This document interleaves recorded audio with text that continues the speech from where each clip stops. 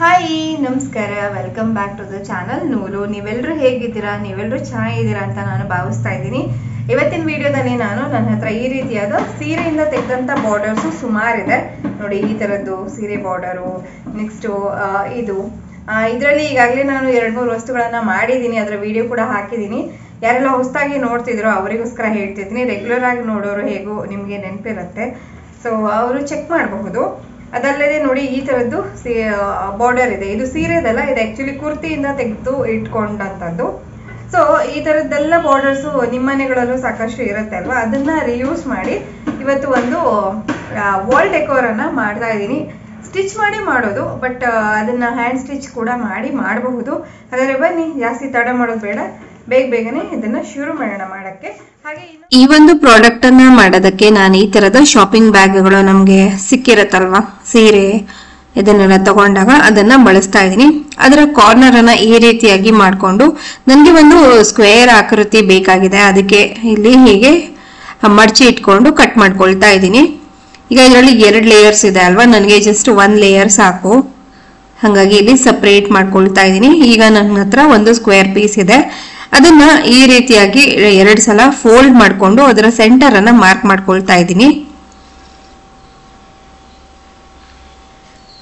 ಈಗ ಓಪನ್ ಮಾಡ್ಕೊಂಡ್ರೆ ನೋಡಿ, ಈ ರೀತಿಯಾಗಿ ಲೈನ್ ಬರುತ್ತಲ್ಲ, ಅದ್ರ ಮೇಲೆ ನಾನು ಮತ್ತೆ ಮಾರ್ಕ್ ಮಾಡ್ಕೊಂಡೆ. ಅದಾದ್ಮೇಲೆ ಈ ತರದ ಒಂದು ಬಾರ್ಡರ್ ಇದೆ ನನ್ನ ಹತ್ರ ಅಂತ ಆವಾಗಲೇ ನಿಮ್ಗೆ ತೋರಿಸಿದ್ನಲ್ವಾ, ಅದರಲ್ಲಿ ಒಂದು ಪ್ಯಾಟರ್ನ್ ಅನ್ನ ಕಟ್ ಮಾಡ್ಕೊಳ್ತಾ ಇದ್ದೀನಿ. ಆ ಪ್ಯಾಟರ್ನ್ ಅನ್ನ ಕಟ್ ಮಾಡ್ಬಿಟ್ಟು ಏನ್ ಮಾಡ್ತೀನಿ ಅಂದ್ರೆ, ಈ ಒಂದು ಶಾಪಿಂಗ್ ಬ್ಯಾಗ್ ಮೇಲೆ ನಾನೇನ್ ಸೆಂಟರ್ ಮಾರ್ಕ್ ಮಾಡ್ಕೊಂಡಿದ್ದೆ ಆ ಸೆಂಟರ್ಗೆ ಕರೆಕ್ಟ್ ಆಗಿ ಬರೋ ರೀತಿಯಾಗಿ ಇದನ್ನ ಸ್ಟಿಚ್ ಮಾಡ್ಕೊಳ್ತೀನಿ. ಈಗ ಇದು ಸೆಂಟರ್ಗೆ ಅಟ್ಯಾಚ್ ಆಯ್ತು.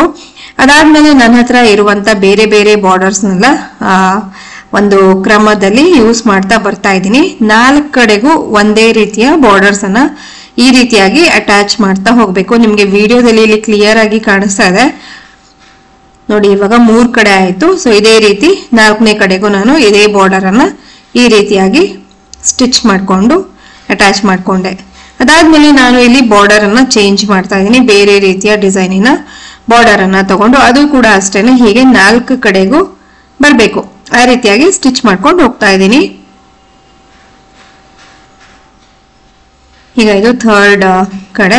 ತುಂಬಾ ಈಸಿ ಇದೆ ಇದು. ನಾನು ಸ್ವಲ್ಪ ಚಿಕ್ಕ ಸೈಜ್ ಅಲ್ಲಿ ತೋರಿಸಿದೀನಿ ಅಂತ ನಿಮ್ಗೆ ಅನ್ಸಿದ್ರೆ ಇದನ್ನೇ ನೀವು ಕಂಟಿನ್ಯೂ ಮಾಡ್ಕೊಂಡು ಹೋದ್ರೆ ಇನ್ನು ತುಂಬಾ ದೊಡ್ಡದಾಗಿರುವಂತದ್ದೆಲ್ಲ ಮಾಡಬಹುದು. ಇವಾಗ ನೋಡಿ, 4 ಕಡೆಗೂ ಬಾರ್ಡರ್ ಆಯ್ತಲ್ವಾ. ಇವಾಗ ನೆಕ್ಸ್ಟ್ ಮತ್ತೆ ಬಾರ್ಡರ್ ಚೇಂಜ್. ನನ್ನ ಹತ್ರ ಈ ರೀತಿಯಾದ ಬಾರ್ಡರ್ಸ್ 2 ಯೂಸ್ ಮಾಡಿದೀನಿ. ನೀವು ಮತ್ತೆ ಬೇರೆ ಬೇರೆ ರೀತಿಯಾದ ಬಾರ್ಡರ್ಸ್ ಅನ್ನು ಇದಕ್ಕೆ ಬಳಸಬಹುದು. ಈಗ ಏನಾಯ್ತು ಅಂದ್ರೆ, ಆ ಸೀರೆಯಿಂದ ತೆಗೆದಂತ ಪಿಂಕ್ ಕಲರ್ ಬಾರ್ಡರ್ ಏನಿದೆ ಒಂದ್ ಕಡೆ ನನಗೆ ಕಡಿಮೆ ಬೀಳ್ತಾ ಇತ್ತು, ಹಾಗಾಗಿ ಮತ್ತೆ ಇನ್ನೊಂದು ರೀತಿಯಾದ ಪ್ಯಾಟರ್ನ್ ಬಾರ್ಡರ್ ಅನ್ನ ಒಂದು ಕಡೆಗೆ ರಿಪೀಟ್ ಮಾಡಿದೀನಿ. ಈಗ ಎಲ್ಲ ಕಡೆಗೂ ಸ್ಟಿಚಿಂಗ್ ಆಯ್ತು ಅಂದ್ರೆ ನನ್ನ ಸ್ಕ್ವೇರ್ ಪೀಸ್ ಏನಿದೆ ಅದು ಫುಲ್ ಆಯ್ತು. ಎಲ್ಲ ಕಡೆಗೂ ಈಗ ಮತ್ತೊಮ್ಮೆ ಅದ್ರ ತುದಿಗೆ ಈ ರೀತಿಯಾಗಿ ಸ್ಟಿಚ್ ಅನ್ನ ಹಾಕೊಳ್ತಾ ಇದ್ದೀನಿ, ನೀಟ್ ಫಿನಿಶಿಂಗ್ ಗೋಸ್ಕರ. ಅದಾದ್ಮೇಲೆ ಎಕ್ಸ್ಟ್ರಾ ಬಟ್ಟೆ ಏನಿದೆ ಅದನ್ನೆಲ್ಲ ಕಟ್ ಮಾಡಿ ನೀಟ್ ಮಾಡ್ಕೊಳ್ತಾ ಇದ್ದೀನಿ. ಈಗ ನೋಡಿ, ಒಂದು ಸಿಂಗಲ್ ಪೀಸ್ ಈ ರೀತಿಯಾಗಿ ರೆಡಿ ಆಗಿದೆ. ನೆಕ್ಸ್ಟ್ ನಾನು ಒಂದು ಲೈನಿಂಗ್ ಬಟ್ಟೆಯನ್ನ ತಗೊಂಡಿದ್ದೀನಿ, ಅದೇ ಸೈಜ್ ಇಂದು. ಅದ್ರ ಮೇಲೆ ಈ ರೀತಿಯಾಗಿ ಉಲ್ಟಾ ಇಟ್ಬಿಟ್ಟು 3 ಕಡೆಗೆ ನಾನು ಸ್ಟಿಚ್ ಅನ್ನ ಹಾಕೊಳ್ತಾ ಇದ್ದೀನಿ. ಒಂದ್ ಕಡೆಗೆ ಹಾಗೆ ಓಪನ್ ಬಿಟ್ಕೊಳ್ತಾ ಇದ್ದೀನಿ ನೋಡಿ. ಇವಾಗ ಸ್ಟಿಚ್ ಅನ್ನ ಹಾಕೊಂಡಿದ್ದಾಯ್ತು. ಇವಾಗ ಇದನ್ನ ಸೀದಾ ಮಾಡ್ಕೊಳ್ಳೋಣ. ಸೀದಾ ಮಾಡ್ಕೊಂಡಿದ್ಮೇಲೆ ನೋಡಿ, ಈ ರೀತಿಯಾಗಿ ಬಂದಿದೆ. ನೆಕ್ಸ್ಟ್ ಏನ್ ಮಾಡ್ಬೇಕು ಅಂದ್ರೆ, ಒಂದು ಸ್ಟಿಫ್ನೆಸ್ ಗೋಸ್ಕರ ನಾನು ಇಲ್ಲಿ ಒಂದು ಕಾರ್ಡ್ ಬೋರ್ಡ್ ಅನ್ನ ಇದಕ್ಕೆ ಇನ್ಸರ್ಟ್ ಮಾಡ್ಕೊಳ್ತಾ ಇದ್ದೀನಿ.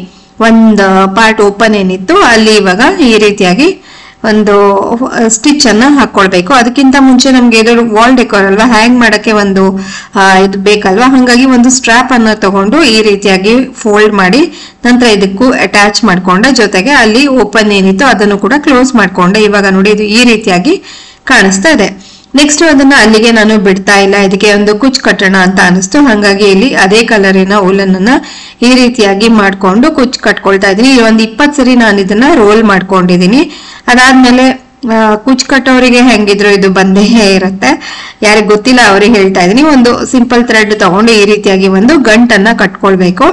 ಗಂಟು ಕಟ್ಕೊಂಡಿದ್ದಾದ ನಂತರ ಈ ಜಾಗ ಏನ್ ಫೋಲ್ಡ್ ಮಾಡಿದ್ವಲ್ಲ ಅಲ್ಲಿ ಕಟ್ ಮಾಡ್ಕೊಂಡು ಈ ರೀತಿಯಾಗಿ ಮಾಡ್ಕೊಳ್ಬೇಕು. ಸೊ ತುದಿ ಕಡೆ ಎಲ್ಲ ನೀಟ್ ಮಾಡ್ಕೊಂಡ್ರೆ ನೋಡಿ, ಈ ರೀತಿಯಾದ ಕುಚ್ಚು ನಾನು ಇನ್ನೆರಡು ರೆಡಿ ಮಾಡ್ಕೊಂಡಿದೀನಿ.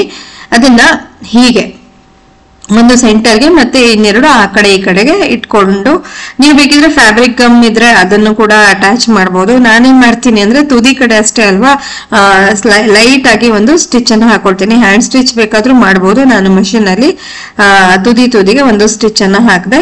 ಇವಾಗ ಇದು ಕುಚ್ ಕೂಡ ಅಟ್ಯಾಚ್ ಆಗಿದೆ. ತುಂಬಾ ಲೈಟ್ weight ಇರೋದ್ರಿಂದ ಅದೇನು ಹರಿಯೋದಿಲ್ಲ, ತೊಂದರೆ ಇಲ್ಲ. ನೋಡಿ ಫೈನಲ್ ಔಟ್ಪುಟ್ ಈ ರೀತಿಯಾಗಿ ಕಾಣಿಸ್ತಾ ಇದೆ. ನೋಡಿ ಈ ತರ ಬಂದಿದೆ.